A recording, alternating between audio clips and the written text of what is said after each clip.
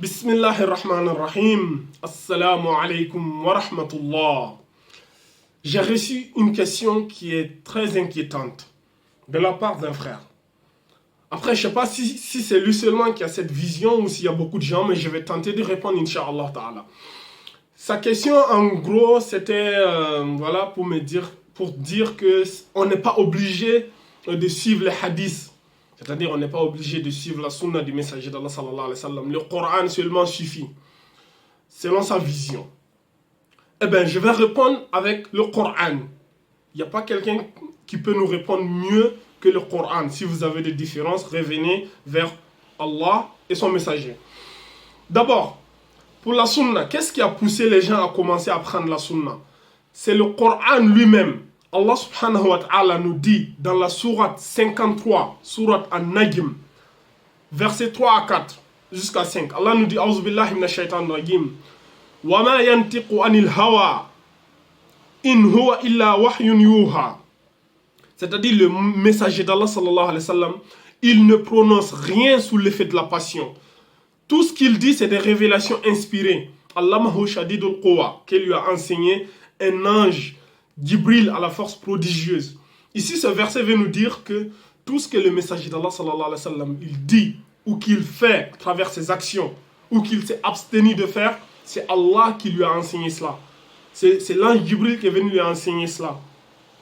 Donc, tout ce que le messager d'Allah dit, c'est comme si c'est des révélations. C'est à partir de ces jours-là que les compagnons, ils ont commencé vraiment à apprendre ce qu'on appelle la sunna. Le messager d'Allah, c'est notre meilleur exemple. Là, nous dit لَقَدْ كَانَ لَكُمْ فِي رَسُولِ اللَّهِ أُسْوَةٌ حَسَنَةٌ.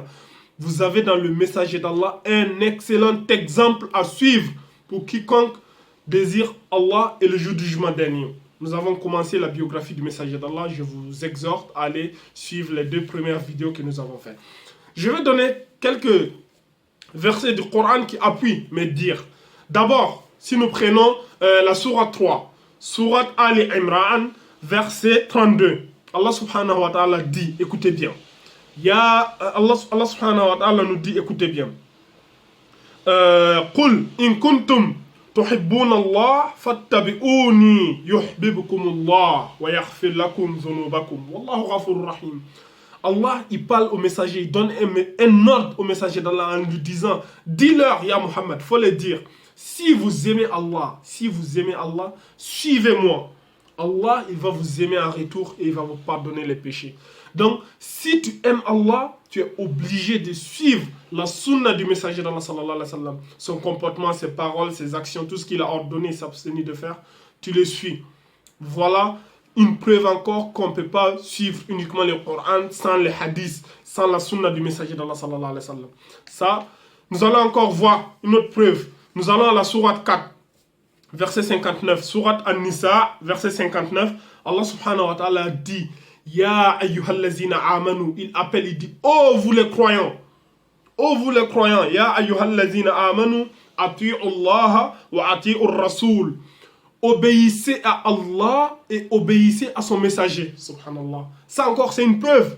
Tu dois obéir à Allah et à son messager. Le Coran, c'est la parole d'Allah. Son messager, c'est-à-dire ici, c'est le hadith, la sunna du messager d'Allah sallallahu alayhi wa sallam. Tu es obligé d'obéir au messager d'Allah. Sinon, tu n'es pas un croyant. Ça, il n'y a même pas de négociation sur ça. Encore un autre verset. Allons.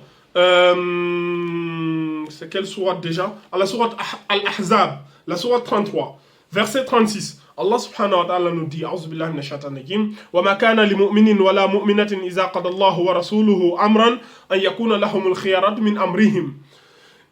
Allah dit, il n'appartient pas à un croyant ou à une croyante, une fois que Allah et son messager ont décidé d'une chose, d'avoir encore le choix dans ta façon d'agir.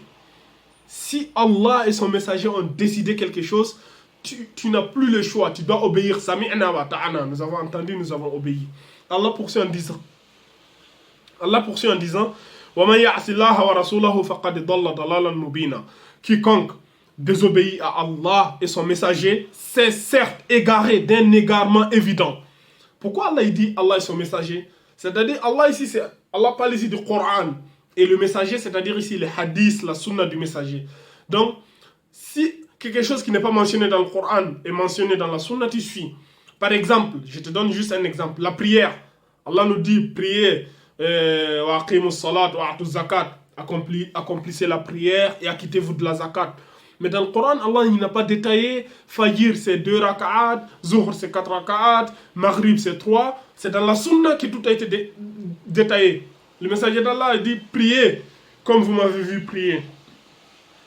Dans le Coran, ça n'a pas été détaillé comment prier. C'est dans la Sunna que ça a été détaillé. Donc, on ne peut pas prendre la Sunna et jeter à la poubelle, dire qu'on suit exclusivement le Coran. Je vous donne encore une autre preuve. Dans la sourate 59, verset 7, sourate Al-Hasr, Allah subhanahu wa ta'ala nous dit وَمَا آتَاكُمُ الرَّسُولُ فَخُذُوهُ وَمَا نَهَاكُمْ عَنْهُ فَانْتَهُوا وَاتَّقُوا اللَّهَ إِنَّ اللَّهَ شَدِيدُ الْعِقَابِ. Allah il dit, ce que le messager vous donne, prenez. Et ce qu'il vous interdit, abstenez-vous-en et craignez Allah, car Allah est dur en punition. Donc nous voyons ici, Allah il nous ordonne ici, si le messager d'Allah te donne, il donne un ordre, obéissez. S'il interdit, abstenez-vous-en. C'est la preuve encore qu'il faut suivre la Sunna et on ne peut pas suivre uniquement le Coran. Il y en a tellement de preuves, je ne peux pas tous les citer, je vais juste m'arrêter là. J'espère que ma réponse a été bien claire et évidente.